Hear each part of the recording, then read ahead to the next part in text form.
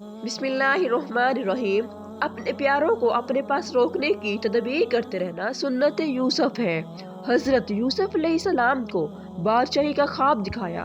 बाप को भी पता चल गया, एक मौजूदा नबी है तो दूसरा मुस्तकबिल का नबी है, मगर उन दोनों को हवा नहीं लगने दी। ये कैसे हो गया?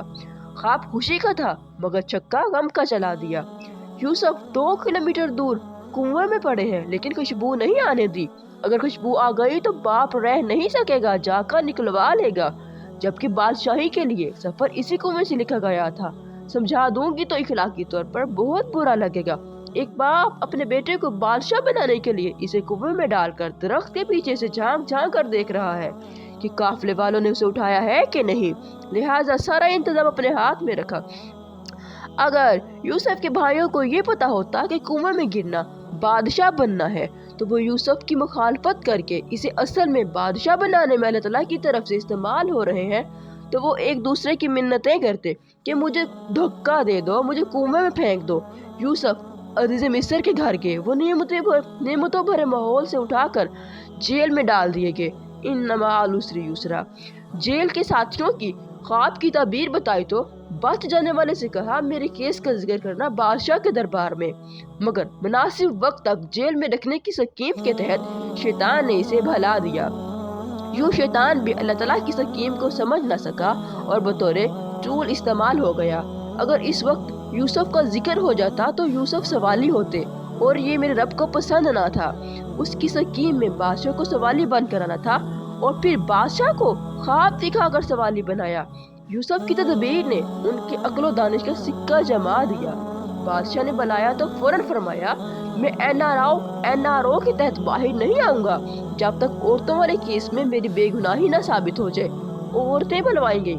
साहब ने यूसुफ की पाक दामनी की गवाही दे दी और मुजिया औरत ने भी झूठ का इतराफ करके कह दिया यूसुफ बेगुनाह है।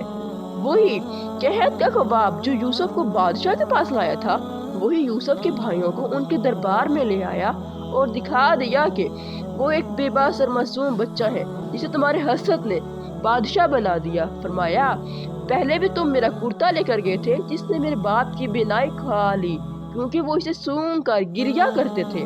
अब ये कुर्ता ले जाओ, ये खोई हुई बेनाई वापस ले आएगा। अब यूसुफ नहीं, यूसुफ का कुर्ता मिस्र से चला है तो कनान के सहरा महक उठे हैं। याकूब चीख उठे हैं, मुझे जो यूसुफ की खुशबू आ रही है। तुम मुझे सचाया हुआ ना कहो तो एक बात कहूँ, मुझे यूसुफ की खुशबू आ रही है। सुबहान अल्लाह। मेरा रब नहीं चाहता था तो 2 किलोमीटर दूर कुएं से खबर नहीं आने दी। जब स्विच ऑन किया गया तो मिस्र से कनान तक खुशबू सफर कर गई। अल्लाह ताला जो चाहता है वो कर ही देता है, मगर लोगों की अक्सरियत ये बात नहीं जानती। अगर कोई सयाना आदमी होता तो जैसे कि आज का मोटरमैन है, वो कुएं में ही फैसला कर लेता कि जब मुझे मौका मिलेगा तो मैं अपने एक भी भाई को नहीं छोड़ूंगा। हज़रत यूसुफ अलैहिस्सलाम ने ऐसा नहीं किया क्योंकि वो पैगंबर हैं। उन्हें कुएं में एक आवाज आई, मुबारक हो, पैगंबरी का सफर शुरू हो गया। इसके बाद काफिले वालों ने आप कुएं से निकाला। बाहर निकालने के बाद बच्चा रोना शुरू हो गया। पूछा गया, क्यों रोते हो? तो यूसुफ ने कहा, भाई याद आ रहे हैं। उन्होंने भाइयों के अमल को नहीं याद रखा बल्कि भाइयों को याद रखा। तो याद रखने वाली बात ये है कि अल्लाह ताला की बात सुनकर आपके किदे में कितनी पुख्तगी आई है और अमल में क्या तब्दीली आई है। सूरह यूसुफ हमें सिखाती है, ख्वाब सच्चे हो सकते हैं, बीमार सेहतयाब हो सकते हैं, खोए हुए मिल जाते हैं, आपके करीब के लोग आपको धोखा दे सकते हैं, टूटे हुए दिल प्यार से जुड़ जाते हैं, मुश्किल के बाद आसानी है।